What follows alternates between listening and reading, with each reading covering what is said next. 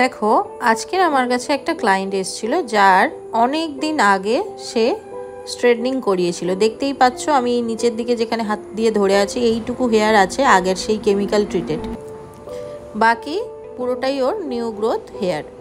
যেহেতু অনেক দিন করেনি ওই জন্য নিচের দিকে নেমে গেছে। তো এখানে দেখতেই পাচ্ছ ওর হেয়ারটা খুব যে বেশি কার্লি তার নয়, একটু ওয়েভি আছে। তো আজকের আমরা এটার ওপরেই কেরাসমুথ করব।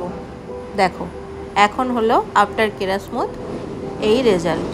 তোমাদের একটা জিনিস বলে রাখি, অনেকেই তোমরা স্ট্রেটনিং আর কেরাসমুথের মধ্যে পার্থক্যটা বুঝতে পারো না।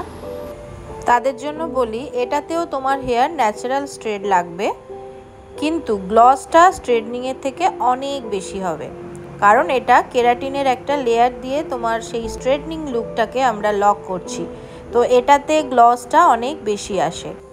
এটাতে ওই দিনেই ওয়াশ করে নেওয়া হয় এবং এটা ওয়াশের পরের ভিডিও তোমরা দেখছো, যেটাতে দেখতেই পাচ্ছ হেয়ারটা কতটা সিল্কি শাইনি হয়ে গেছে।